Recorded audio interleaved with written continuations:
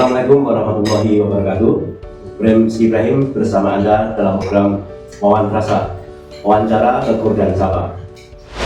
Pada kesempatan kali ini saya berada di Yayasan Rumah Bayi Yogyakarta, atau yang ini nama terkenalnya Jogja Baby Home, di mana tempat ini menjadi wadah untuk bayi yang terindikasi pengasuhannya dikhawatirkan nanti terlantar. Karena itu kemudian dari pihak yayasan ini tergerak untuk mewadahi mereka, bahkan juga ibu kandungnya untuk kemudian bisa ditampung di sini, diasuh, ditumbuh kembangkan sehingga pertumbuhannya lebih lanjut supaya terkendali dari mungkin ada trauma dari seorang ibunya, kemudian bayinya yang tidak terus sehingga di sini terus kemudian lulus. Pada kesempatan ini saya sudah bersama pengelolanya, salah satu pengelolanya, pengelola Yayasan Rumah Bayi Yogyakarta Jogja Baby Home, kali ini bersama Bang Sirajudin atau biasa dipanggil Bang Raju atau Om Raju. Ya, di sini diberikan amanah sebagai ketua umum untuk mengelola Jogja Baby Home. Oke, nanti kita sapa lebih lanjut ketua umum Yayasan Rumah Bayi Yogyakarta atau Jogja Baby Home. Assalamualaikum Bang Raju, apa kabar? Ya, ini kita di program wawancara ini ya, wawancara tegur dan sapa antara kita, sambil juga memberikan informasi penting kepada masyarakat terkait pengasuhan bayi ya, atau apa istilahnya itu menampung bayi-bayi yang mungkin terindikasi nanti dikhawatirkan tidak mendapat pengasuhan yang layak di ibunya ataupun di keluarganya. Bagaimana latar belakangnya bisa dijelaskan Pak Raju? Ya, yayasan ini itu lebih bisa diartikan jadi rumah aman bagi mereka yang mempunyai masalah-masalah yang terutama tidak diterima oleh masyarakat karena hal ini tabu. Pemilik yayasan kita ini namanya Pak Burhan pencetus yayasan ini rumah aman bagi mereka. Dia 30 tahun di Bali akhirnya tergerak membuat yayasan seperti ini menjadi 3 cabang di beberapa kota, Bali, Semarang, dan Jogja. Jadi Pak Burhan itu selama dia pergi ke Bali mencari pekerjaan, mencari rezeki di sana, hingga dia mendapatkan salah satu bidang yaitu guide, mendampingi proses pertama terus Prancis, akhirnya dia mendapatkan rezeki dari itu dipakai untuk kegiatan sosial. Sosialnya apa itu? Sosialnya itu awal dari dia bergerak membantu anak-anak disekolahkan. Dia sewa rumah dan ditampung anak-anak itu disekolahkan. Jadi itu bersama dia. Hingga sampai saat ini sekarang sudah banyak sudah yang mulai keluar dari rumah itu sudah lulus sekolah SMA, ada yang sudah bekerja hingga tercetus oleh ibunya. Kenapa kamu tidak membantu saja bayi-bayi yang dibuang? Banyak berita-berita yang mengenai bayi dibuang, bayi itu terlantar. Tapi awalnya kan Pak Burhan ini kan jiwa sosialnya kan membantu anak-anak remaja ya, disekolahkan Mulai dari SD disekolahkan ya. Terus kemudian ada temannya tadi yang menyarankan untuk kenapa Pak sekalian menolong membantu para bayi yang masih tidak terlantar.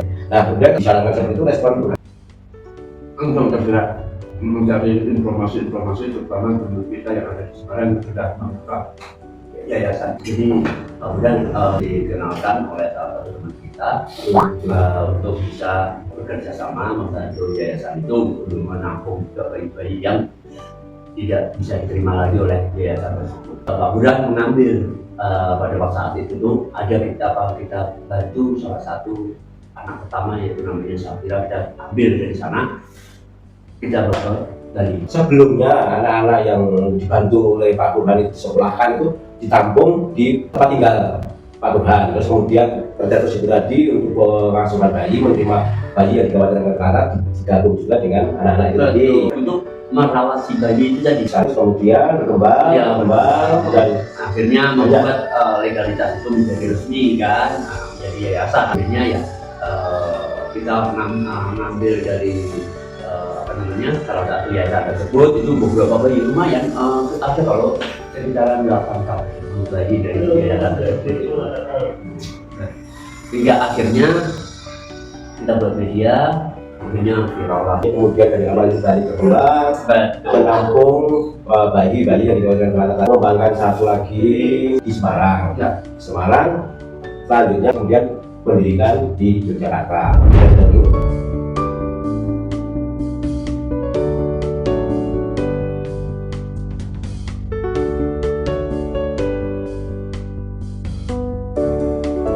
Oke, kita kembali lagi. Sejelas tadi sudah dijelaskan sama Bang Raju, Ketua Yayasan Jogja Baby terkait dengan latar belakang pendidikan rumah bayi Yogyakarta atau Jogja Baby. Bang Raju ini memang sudah dikasih amanat sih, pendirinya atau pembinanya itu kan anak yayasan itu ada satu hal. Yayasan ini kan bertujuannya untuk memberikan pengasuhan kepada bayi-bayi yang karena ditelantar. Sampai saat ini baik di Bali, di Semarang, di Jogja itu ada beberapa bayi yang diasuh. Mungkin sudah termasuk sama Iqbal juga. Kalau di Jogja itu sekarang ada 25 sama 11, jadi Sekitar 36 ya. udah 36. Jadi sekarang bayi sekarang itu 25. Jadi kenapa 36? 11-nya juga kembali kepada orang tua. Untuk pengasuhannya bagaimana di Jogja ini? Atau mungkin juga di tempat lain. Tapi kita bicara Jogja aja ya. Kita bicara Jogja. Sebetulnya sama semua. Ya. Untuk pengasuhan itu sebetulnya sama. Kita terima dari awal itu ibu bayi yang mendaftar, kita asesmen terlebih dahulu, kita minta datanya, terus kita asesmen.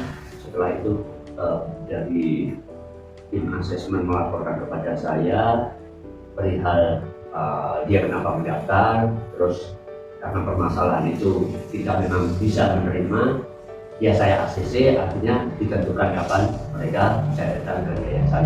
Kita persiapkan semuanya. Setelah datang ke yayasan, di asesmen ulang, di wawancara ulang secara tulis.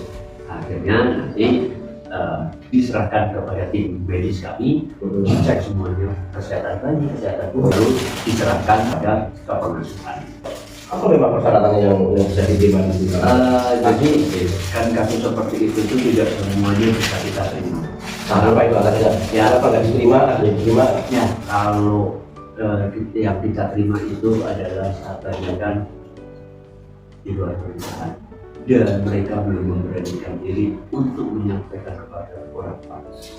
Makanya dia tidak punya tempat aman di masyarakat karena memang sampai saat ini pun di Indonesia untuk hal-hal kasus-kasus seperti itu masih tabu dan itu tidak bisa diterima kalau ketahuan di masyarakat. Maka dia harus berpindah-pindah tempat mensiasati itu juga, akhirnya dia tidak bisa menjaga kehamilannya, apalagi kalau sudah lahir ya.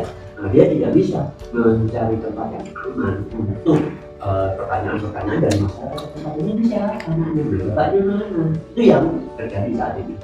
Klasik ceritanya dia mengungkap mereka berhubungan tanpa ada ikatan, ya seperti itu, terus tahu-tahu dijanjikan, ya percaya saja, tetap korbannya adalah wanita. Nah, dijanjikan, ya kan? Setelah terlena si wanita ini, larilah cowok-cowok ini. Asesmen itu tadi, penilaian dari yayasan itu terhadap bayi ataupun ibu asuhnya itu yang bisa diterima atau tidak itu seperti apa? Tidak hanya papaman, terus kondisi bayi yang saat itu rawan untuk pengasuhan yang tidak layak karena dia harus tinggalkan bayi itu pergi kemana tanpa ada orang yang di sampingnya. Jadi ada hal-hal tertentu yang kita terima untuk bisa kita atur. Walaupun tetap mereka harus mempersiapkan diri karena dia menandatangani perjanjian kepada yayasan. Dia harus menyampaikan kepada orang tua dan mempersiapkan untuk bisa segera mengambil bayi. Tidak hanya sementara saja dilamatkan. Berapa lama itu? Kalau mulai dari awal karena kita harus belajar lagi, itu kita terima selama 1 tahun. 1 tahun, kalau memang dia belum siap, maksimal mereka berada di yayasan ini adalah 2 tahun. Berarti penerimaan dari yayasan terhadap bayi ataupun ibu kandungnya yang didapatkan yang ditelantar itu maksimal 2 tahun. Jadi bisa mengandung dia, terus kemudian lahir, lahir nanti tumbuh sampai 2 tahun ini baru nanti kita melepas gitu ya. Sembari nanti kemungkinan dicek untuk keluarganya apakah bisa menerima atau tidak. Nah, kalau misalkan tidak menerima bagaimana? Tidak menerima ya kita akan usahakan. Jadi di yayasan kita ini memonitoring kondisi ibu bayi selama dia melahirkan hingga sampai dia mengambil kembali. Kita monitoring. Kita bukan hanya monitoring, tetapi kita juga membantu untuk memberi saran, untuk menyampaikan juga kepada orang tua agar orang tua itu legowo. Sudah kejadian ini sudah nggak perlu dipermasalahkan, nggak perlu dijadikan masalah berlarut-larut. Di sini bisa jadi harus bagaimana. Nah, orang tua itu biasanya tidak berlangsung lama, hanya beberapa hari saja karena shock ya anaknya. Tetapi kalau kita sudah munculkan wajah cucunya, hilang sudah masalah. Sejauh ini yang sudah selesai dianggap selesai pengasuhannya, bagaimana? Kembalikan ke keluarga intinya itu gimana? Ya, Sejauh ini bagaimana? jadi apapun yang terjadi, karena yang menandatangani itu seorang, yang mengambil seorang, ya langsung. Iya. Kalau ibunya di sini, Ibunya di sini. Ibunya tidak boleh berlama-lama, kandungnya tidak boleh berlama-lama. Oh gitu, iya. Jadi selama proses dari sebelum mengandung hingga melahirkan, saya beri waktu antara 2 bulan. Aturannya begitu. Ya di sini Iya, dia harus memberi persiapan untuk pengambilan bayinya. Kalau dari sini ya nggak bisa beraktivitas untuk mempersiapkan pengambilan bayinya. Dia tidak bisa memproses untuk bisa menyampaikan kepada keluarga besarnya mengenai permasalahan itu. Misalkan bayi sama ibunya ditampung di sini, bila ibunya kan dibatasi. Tahu kalau ibunya. Kalau ibu Bumil, Iya.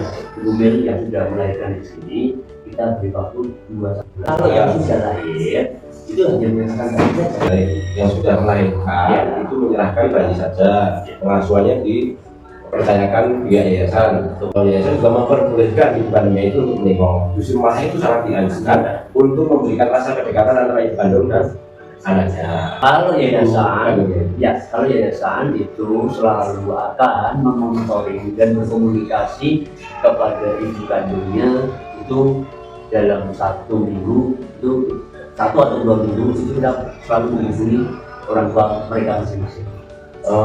Bagaimana kondisinya, kenapa kamu tidak menengok, dalam kita kasih jadwal 2 minggu kamu bisa nengok, tetapi kenapa kamu tidak nengok, apa masalahmu, apa alasanmu, kamu harus seperti ini, seperti itu Ya. Jadi dari tim yayasan itu selalu mengambil dokumentasi anak, selalu kita sampaikan kepada ibunya yang space waktunya terlalu lama dia menengok, jadi supaya mengingatkan ini video anakmu, ini foto anakmu, bagaimana kalau anakmu ini berlama-lama di sini, dia tumbuh kembang di sini, kamu tidak mengetahui tumbuh kembang dia di sini selama 1 tahun, kamu kehilangan 1 tahun umur emas dia, 1 tahun kamu tidak bersama dia, maka hilang sudah kenyamanan dalam kehidupan kamu. Selalu saya sampaikan, ingat kepada Tuhan, jangan sampai kamu lupa dengan anakmu walaupun situasinya seperti apa, dan jangan sampai kamu kehilangan 1 tahun umur emas anak kamu. Jadi kamu harus sering-sering menengok dan segera mengambil anak, karena tempat ini bukan tempat kerjanya untuk anak-anak, karena perawatannya semua bisa meratakan dan pengasuhnya seperti itu. Tapi kalau kamu memberikan anak untuk kamu asuh 24 jam, anak ini bersama kamu dalam pengawasan kamu. Tapi kalau tidak biasa, memang mereka sudah mendapatkan fasilitas yang nyaman, ruangan AC, tempat tidur yang nyaman, dalam mungkin jadwal makan buah, jadwal dia harus istirahat, mandi, bla bla bla, itu dia terkontrol. Tapi tidak ada ikatan anak itu terhadap nafsu. Berarti yang dibutuhkan adalah ikatan seorang ibu dan anak. Jauh lebih penting pengawasannya, perawatannya 24 jam bersama ibunya.